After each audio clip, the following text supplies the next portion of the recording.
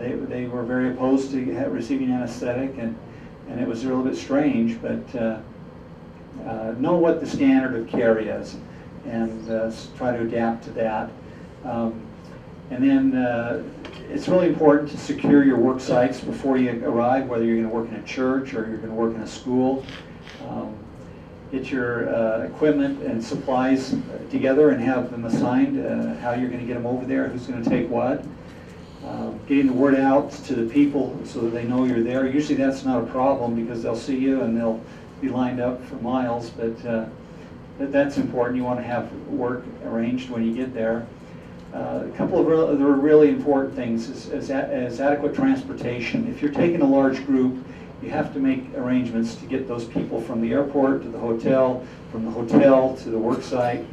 And if you don't, you can spend a lot of time standing around waiting for things to happen, and that's a lot of wasted time. Housing can be another challenge. If you're taking a large group into a small region or a small community, they may not have hotels large enough to accommodate all of the people that you're taking. So you're going to want to really try and make arrangements ahead of time there.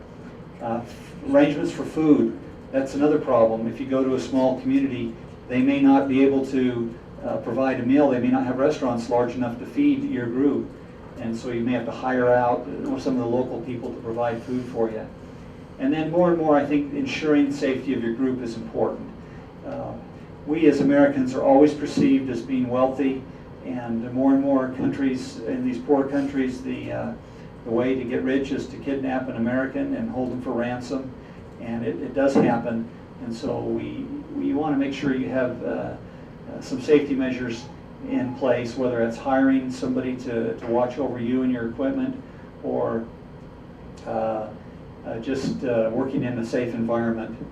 And then another thing, if you're going to continue to work in an area, you may want to consider arranging for some storage of your equipment instead of trying to get it back and forth through customs. And the airlines are just getting tighter and tighter. When I bought these dental units, the airlines allowed 70 pounds per person to go on your checked baggage, and now they're down to 50. And these things weigh over 50 pounds apiece. So our last trip about 2 weeks ago, we had to pay $300 extra baggage fee to get some of our equipment over there. We have 12 dental units, and we've left 7 of them over in the Dominican Republic this time. So anyway, our mission is basically to provide humanitarian care to the poor and needy, and to provide students with a clinical experience through the mentoring process, and hopefully to instill in participants this spirit of humanitarianism. Our location is the Dominican Republic, which is always nice to go to in January because it's warm down there all the time. But the reasons that we've chose the Dominican Republic is, number one, it's not too far away. You can get there in a day. You can take a week off of work and still work for 5 or 6 days if you want and get back. There's a tremendous need, and the government is very open to humanitarian care, so they don't give you much trouble at all. We began going down there after Hurricane George devastated the island in 1998. We saw the incredible need, and out of that rose a desire to form a foundation to where we could go back and continue to work there. This is a typical neighborhood that was totally destroyed when the hurricane came through. And you can see that the homes, many of you have seen pictures like this before in different areas of the world that you've worked in. I poked my head in this door and took a picture. That's their living environment there, and that was their kitchen. But the sanitary conditions are challenging and at best. But we still seem to get people who want to go. And in our group, we take just about anybody who wants to go. But we focus on dental students, pre-dental students, hygiene students, pre-hygiene students, and also family members. I found that some of the most rewarding aspects of a trip have nothing to do with dentistry. It has to do with the people you're with and the experiences that you're having. Our typical group size is between 30 and 50 people, and we early on got approval from the government. This is the president of the Senate in the Dominican Republic, and we kind of worked in collaboration with him and others, and been able to really do a good job down there. As a result, when we first went down, we had to rent some generators to power our equipment, and after just a couple of times we realized that we were buying these generators over and over again, so we actually bought some generators in Miami, some really nice top-of-the-line Honda generators. We've got 4 of them that we've shipped over there. These are 2 of them here, and we just store them over there, and they work perfectly, and they allow us to work just about anywhere possible. We have portable dental chairs. We have about 8 portable dental chairs. We have the digital x-ray system and the Nomad, all of our instruments, and we do rent a truck occasionally to help haul our equipment around.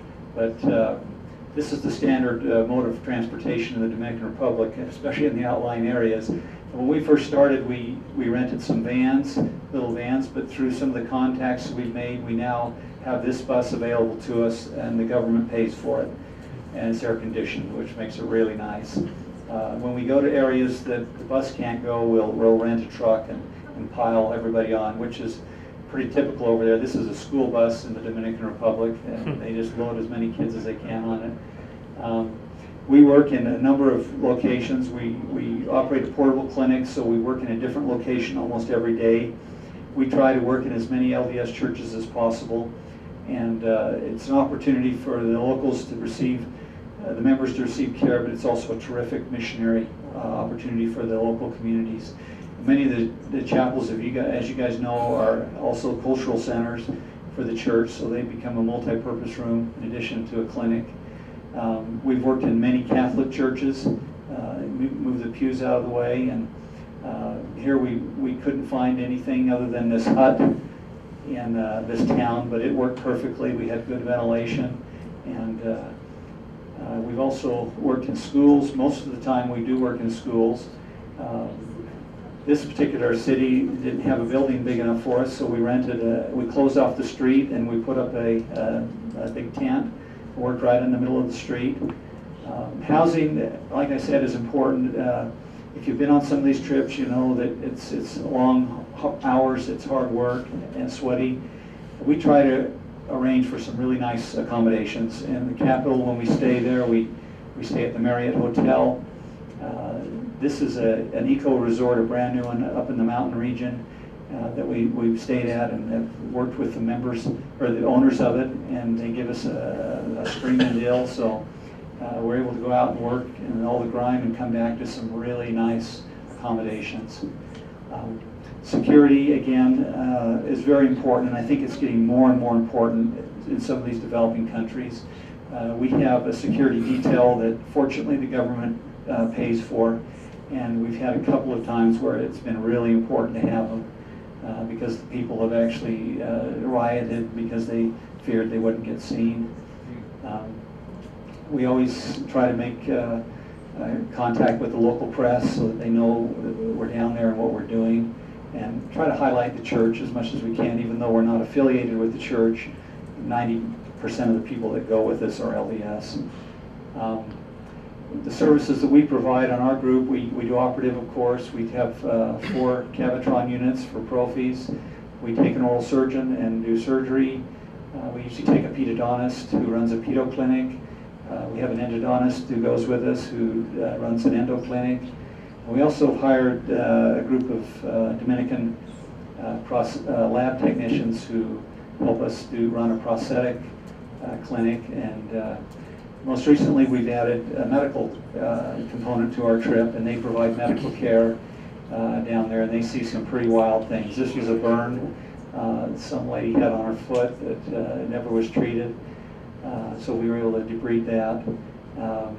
One of the really nice things, of course, that I'm sure others do, is we take down little dresses that the Relief Society makes. These are t-shirt dresses that they've sewn some fabric onto, and they're just a huge hit down there with young people. Oftentimes we'll have an Eagle Scout project where they'll take white shirts and ties or some toys down to the different members of the church. We always try to find, this is the bishop and his counselor in a particular ward down there. Just a couple pictures here to highlight some of the fun stuff that we do see. cultural experiences that the young people just really have a terrific time seeing and